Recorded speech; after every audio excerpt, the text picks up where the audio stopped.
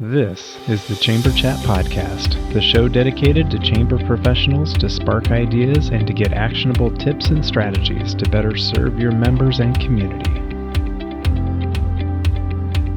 Hello, Chamber Champions. Welcome to Chamber Chat Podcast. I'm your host, Brandon Burton, and it's my goal here on the podcast to introduce you to people and ideas to better help you serve your chamber members and your community.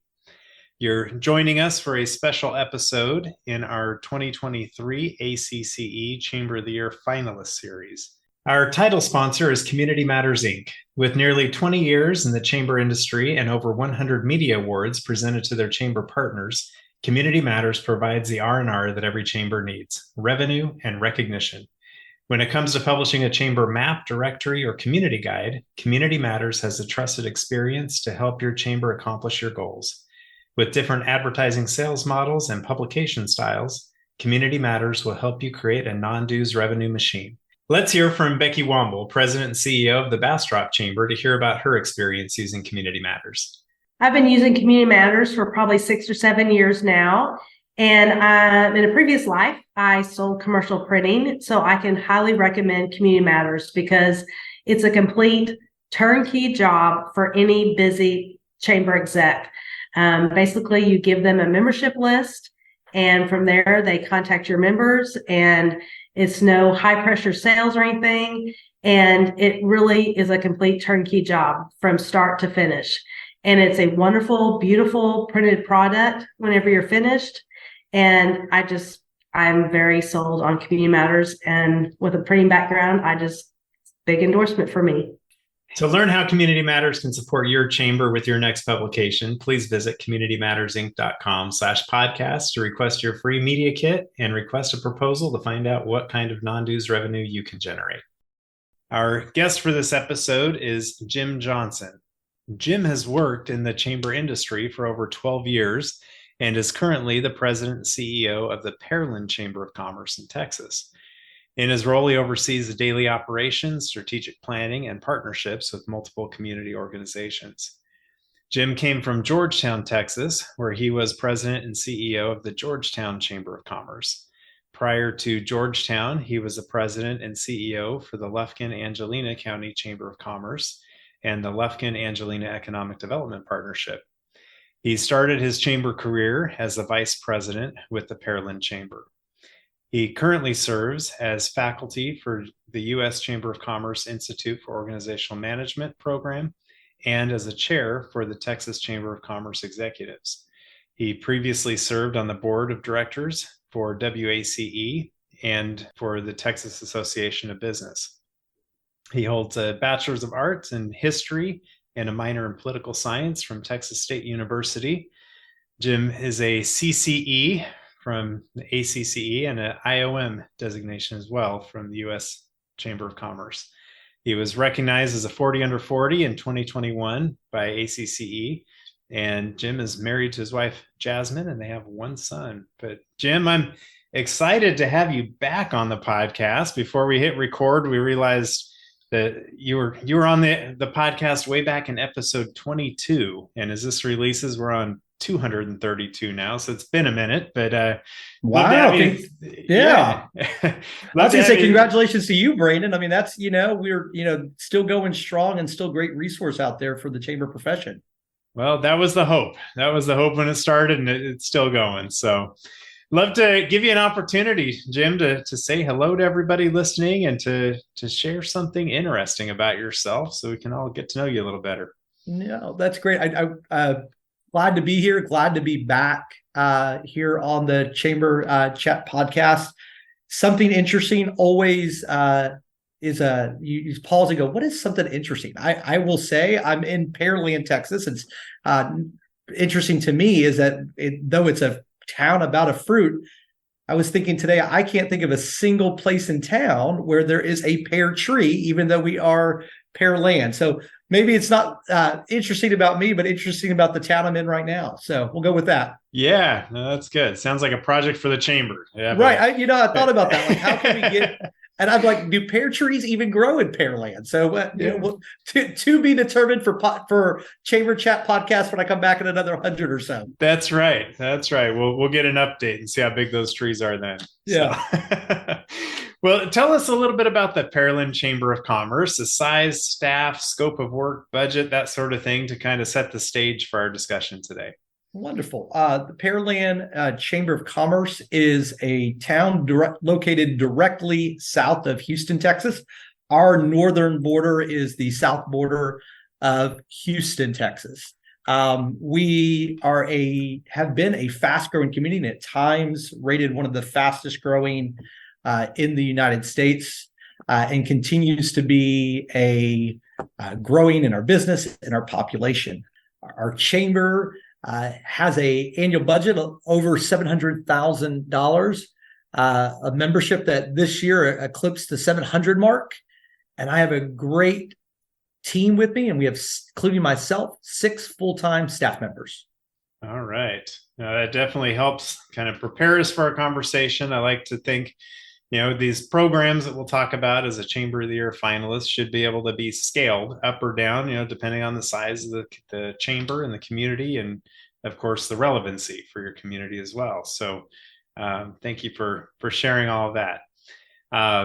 The way I like to structure these Chamber of the Year finalist episodes is to really spend the majority of our time focused in on the 2 programs that were submitted on your Chamber of the Year application. So what I'd like to do is just at a high level, have you explain what the 2 programs are, and then we can circle back and dig a little deeper into both of them. Wonderful. Yeah. It's always a great process going through the ACC Chamber of the Year, because when you get that notification that you're a finalist, you pause and think, what are the 2 projects that we really want to focus on and showcase? And for us, 2 really stood at the front.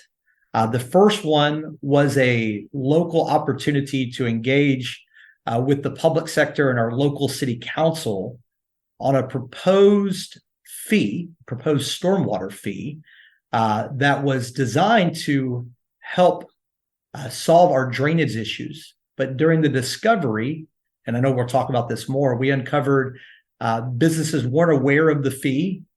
They weren't engaged in the process. So over a period of time, we engaged with our local public city council to educate them on the impact of the fee on the businesses, to remove that fee from consideration, and to move them towards a bond study that was a bond study and a bond to really have a true solution to drainage in our community.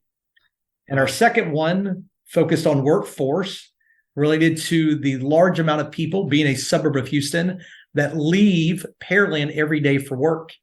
And with unemployment under 4% in our community, we recognize that one of the best ways to fill jobs in Pearland was to showcase the jobs to local residents, and created a comprehensive resource board of career opportunities in our community that wasn't your traditional, hey, here's a job posting, allowing folks to interact with companies, allow them to search jobs, and on the flip end, allow the employers to tap into and see the applicants in our community as well.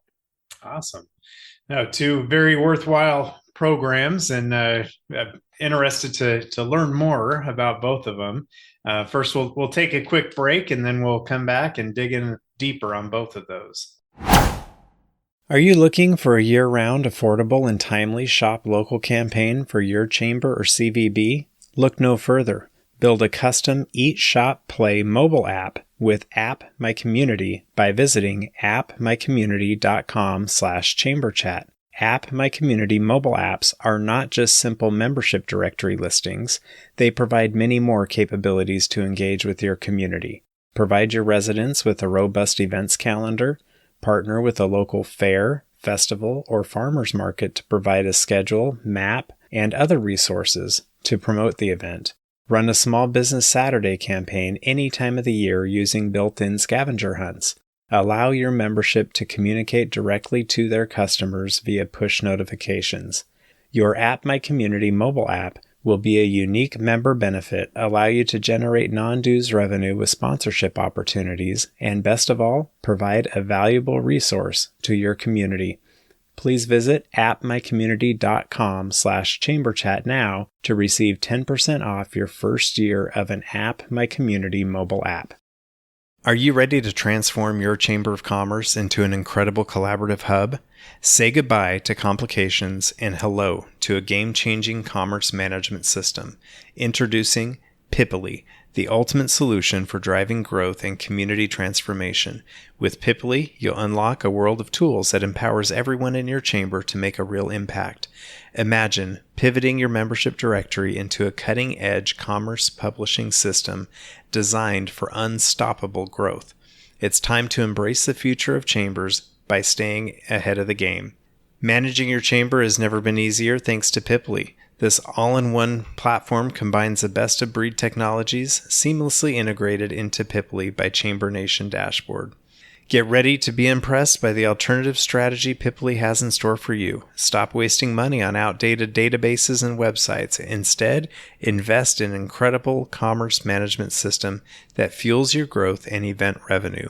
Say goodbye to membership struggles. Piply makes signing up and retaining members a lot easier. Don't miss out on this opportunity. Learn more at piply.com. That's PIPPILY.com. Or schedule a demo by visiting richardscalendar.com. Piply, revolutionizing chambers of commerce everywhere. Hi, I'm Raquel. I work with Yiftee to help over 500 chambers, cities, and downtowns across the U.S. keep local dollars local and support their small businesses. Our CEO, Donna Nowitzki, and I will be at the ACCE conference in Salt Lake City from July 31st to August 3rd, and we would love to meet you. Swing by our booth to say hi and learn about our community gift card program. Community cards are custom branded for your community and can only be used at your chamber members' businesses. Plus, the program is free. You can learn more by visiting yiftee.com, that's YIFTEE.com, or emailing us at sales@yiftee.com. See you at the ACCE conference. All right, Jim, we're back. So you kind of piqued my interest when you said a stormwater fee. Like, who comes up with ideas to charge people for stormwater? Like, how does this come to be? And then to pick a fight with the chamber about it, right? Yeah, no. Pearland is we're a coastal community, and after Hurricane Harvey in 2017, our community recognized that we need to be more proactive with drainage.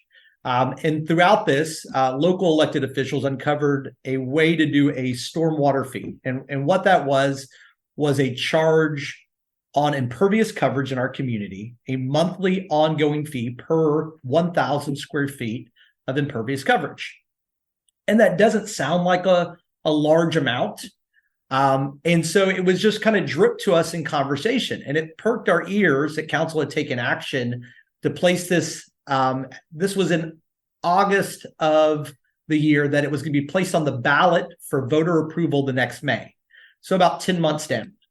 And over time, we learned businesses had no clue, and that small fee of $1.79 per 1,000 square foot adds up over a period of time. For the average business that had 10,000 square feet, it was going to be a little over $200 a year. But as we dug deeper into this and started talking to businesses and started polling our members and gaining and listening to them about the impact, it wasn't just $200. For some companies, it was $10,000. For some, it was $100,000 a year. For some, it was over $400,000 a year, every year, forever and day. And we listened, and that was shocking and alarming to us and our businesses. Yeah, and so often once a fee like that is in place, like you said, it never will go away, and oftentimes it may even increase over time. Yeah. It's like you're already getting some. Let's go back to the well and get some more. And I like all these water analogies. The information is dripped to you, going back to the well, storm drains. No, right? You're absolutely right, and that was and we realized that was a concern, and we wanted a true solution to drainage in our community. We don't want our residential and our businesses to flood in the event of natural disasters. So it started a true education process and information gathering for the chamber as we looked at the overall impact this would have on our businesses, and then the challenge of trying to educate council on the impact it would have businesses. It was a 5-2 vote in favor to place this on the May ballot in August of that year. And I'm proud to report, Brandon, by over a course of time, in February of that year, we changed that to a 7-0 vote against the stormwater fee being placed on the May ballot, and to move towards a bond study, which would lead to a community-wide bond, which would be a more comprehensive solution to drainage in our community. Yeah, no, that's two big wins right there, because just by having it end up on a ballot, to be able to have, propose for businesses to pay for this. If you're not a business owner and you're like, yeah, let them pay for it, it's off my plate. I could see it very easily passing that way, but to be able to shift it as a bond where everybody has buy-in in the community really is a much more equitable way of approaching it anyway. So as far as the bond process goes, did you guys go about educating the community about it? Because it was a big win with the bond. So what was that process like? Absolutely. So, we over that first initial period, our ask to council was to postpone the stormwater fee and to do a bond study. The bond study, what was nice about us being proactive in this public engagement is that the chamber, it was a closed committee of roughly 11 individuals, and 2 of those people on that bond scope committee were appointed by the Chamber of Commerce. So we had a seat at the table, allowed us to share the impact on it. And over that bond study group came back with a little over $100 million stormwater bond, our largest bond package related to drainage projects in our community. The chamber came out, fully supported that package because bonds, those tax rate increases was smaller than the original stormwater fee, and over a period of time would be paid off and would not be forever. And then on May 9th of this year, that bond related to drainage passed with 65% voter approval in our community. So it was a great win and allowed us to truly work with our public sector and live up to what we say. Our tagline is, we're the voice of business. Well, we have to speak up for business. And it's comforting to know that when we were at council multiple times talking to them about this, the room was packed and it was business leaders in there.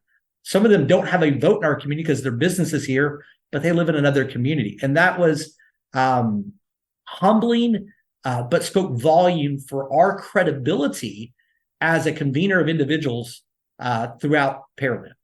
Yeah, no, that is awesome. That visual of having a room full of business owners saying, hey, this matters to us. This is Absolutely. a big deal. That's awesome. Well, let's shift gears a little bit into the other program that you guys submitted, that Work in Pearland. You kind of gave a little bit of background on that, but maybe go back to some of that origin of, you see people, leaving and going into Houston to work and things of that nature. How did that evolve to be the program that it is today? Absolutely. So our chamber, in partnership with our Economic Development Corporation, our higher ed partners, our workforce issues, did a comprehensive workforce strategy. During this input about what our workers were doing, what was taking place, a stat stood out to the chamber, and it was that 38,942 workers commute outside of our community every single day. So we're losing roughly 40,000 people. At the same time, we recognize our unemployment was less than 4%. So we have low unemployment, but mass exodus of people going into the 4th largest city in the United States for work. And so we wanted to showcase careers and opportunities in our community. And it actually started with a business trying to convince the chamber to buy a massive billboard on a major highway to say, stop driving on your road, work in Pearland. And it sparked interest in our staff and our board and our leaders to say, how can we show folks to work in Pearland? So we started researching different platforms for job postings. It's Brandon, you can turn on the radio or anything. There are lots and lots of companies out there that focus on job postings. That's right. And we wanted to find a way that we could do it differently in our community to be hyper focused on jobs in Pearland. So that was the creation of Work in Pearland, which is a freestanding standalone website that is a comprehensive job board and employer resource center.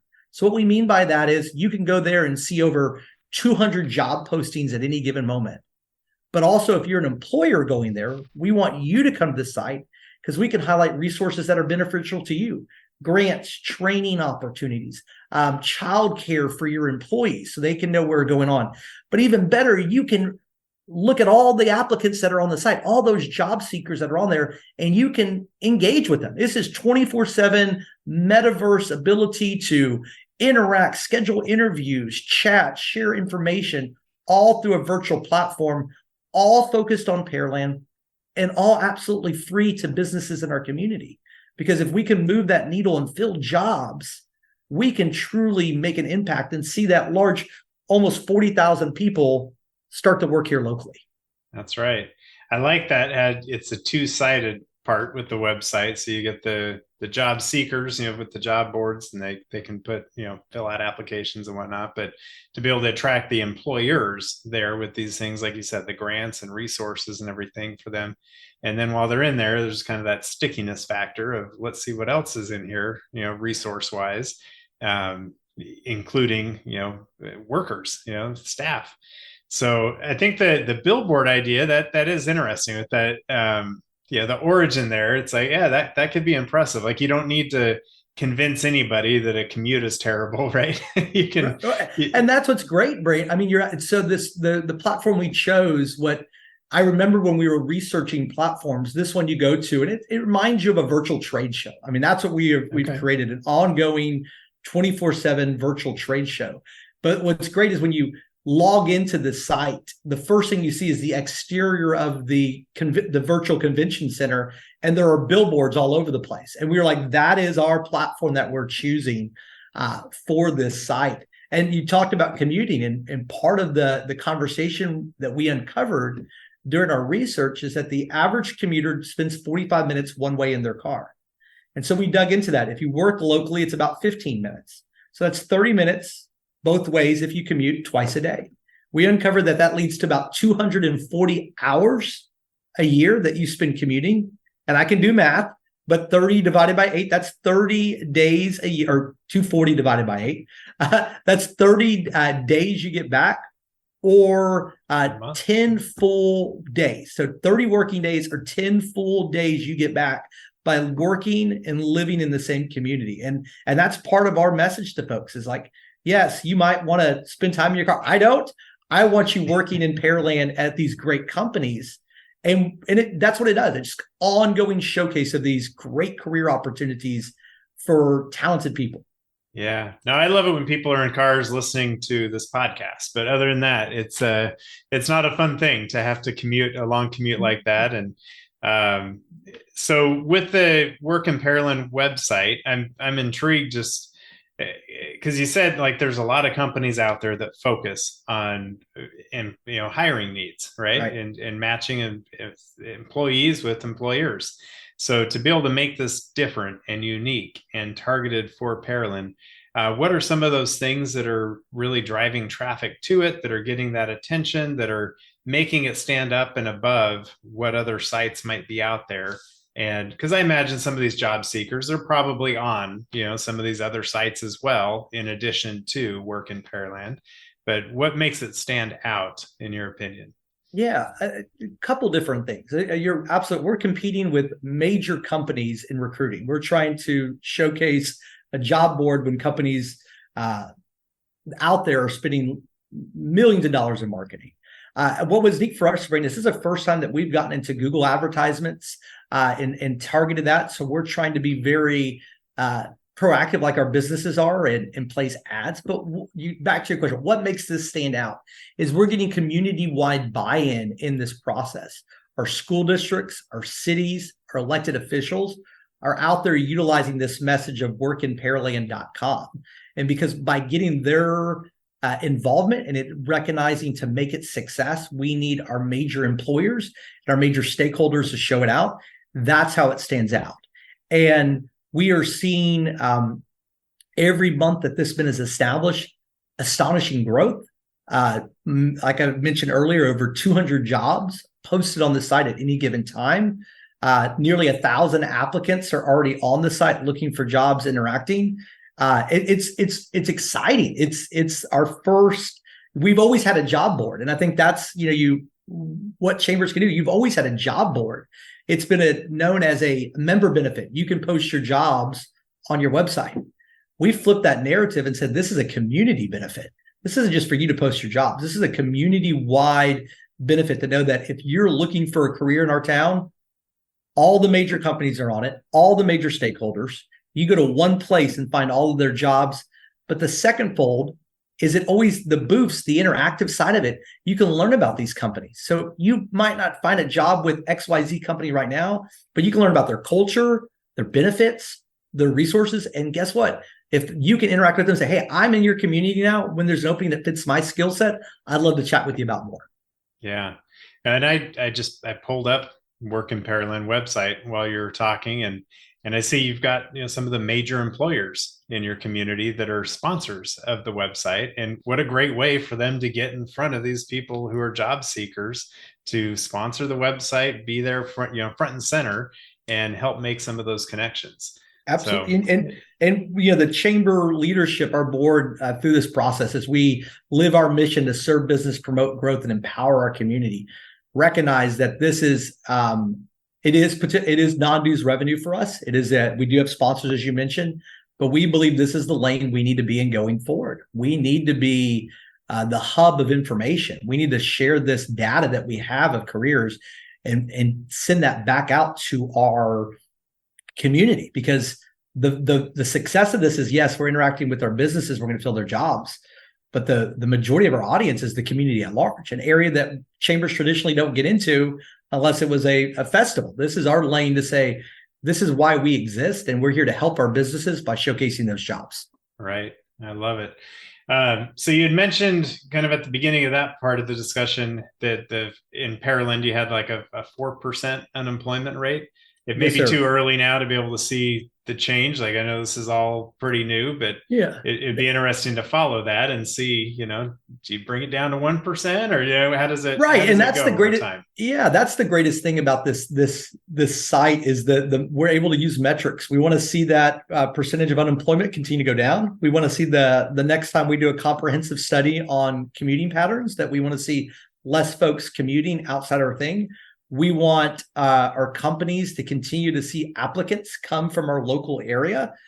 We want to continue to see people hired through our site and career or awareness of jobs in here. That's the approach. Is we have great companies. We're a large community in the Houston area, and we need to showcase those jobs and get those individuals to live and work here so that ultimately their quality of life goes up too. That's right. I love it. It's a great vision, and you guys are executing very well. So great job. As we start to wrap things up here, I like to see, for those listeners who are out there who are really interested in taking their chamber up to the next level, what tips or action items might you have to offer to help them in accomplishing that goal?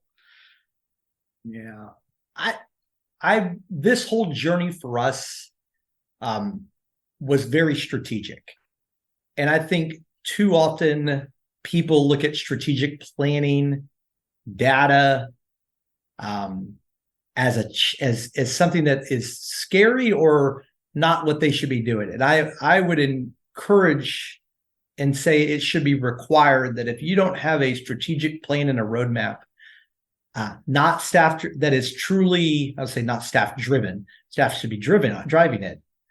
But that has community-wide support, that has your stakeholders in your community and your board involved, that will allow you to continue to be a catalyst in your community. And if we had a goal of 2 years ago to get 75 job postings on our website, and to recognize then that it was working, but it wasn't meeting that need, to modify that to look at third-party sites, we wouldn't be having this conversation today, Brandon, about work in Pearland. And so get a strategic plan, get a roadmap so that you can truly be a chamber that is moving in the right direction.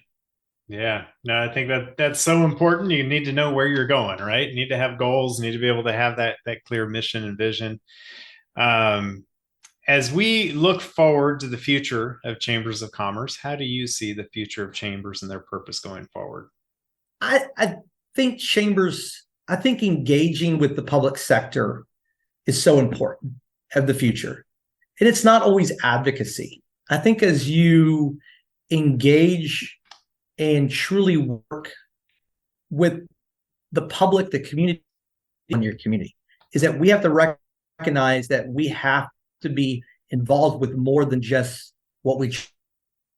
And if we do that, you're going to uncover more opportunities for your chamber to be a problem solver, because they're going to look at us for those issues and ask us to step up. And if it aligns with what our community needs and what our chamber needs, that's the future of where we do. We saw that during the pandemic. You've had many podcasts talking about chambers stepping up in that area during the pandemic.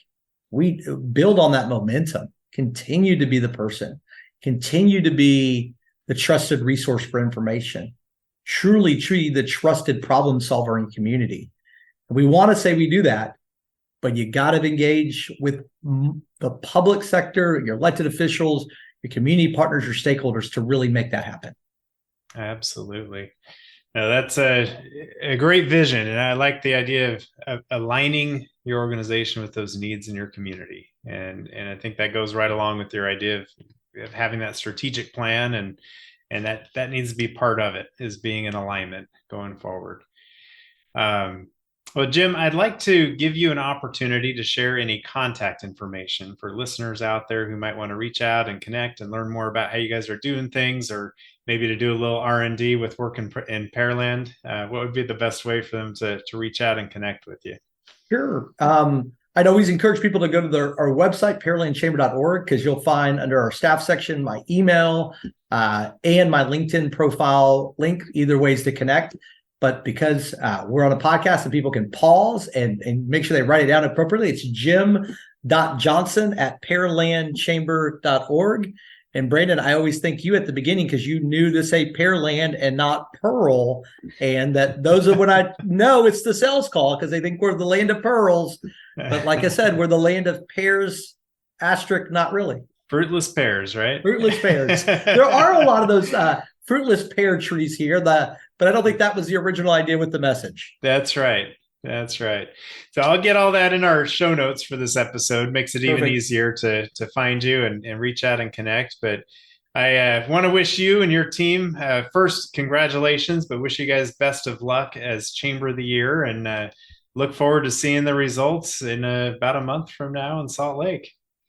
Yes, sir. Thank you, Brandon, for hosting me again. Thanks for bringing me back on. And let's make sure it's not 210 episodes before the next time we do this together. If you are a chamber professional, please subscribe to Chamber Chat Podcast in Apple Podcasts, Google Podcasts, or Spotify. When you subscribe to Chamber Chat Podcast, new episodes will show up in your podcast app each week as they are released. If you're finding value in this podcast, please leave us a rating and a review in iTunes. But most importantly, please share Chamber Chat Podcast with your colleagues that are in the industry. Have you ever thought about creating a podcast for your chamber? We always hear about how chambers need to be storytellers. What better way is there to tell the stories of your members and the work of your chamber than through a podcast? Your audience is waiting to hear from you as a convener of leaders and influencers, champion for business, and catalyst for change within your community. I just launched a chamber podcast course with the goal to get your very own podcast started within 30 days. Visit chamberchatpodcast.com/pivot to learn more and to enroll in the Chamber Podcast course today.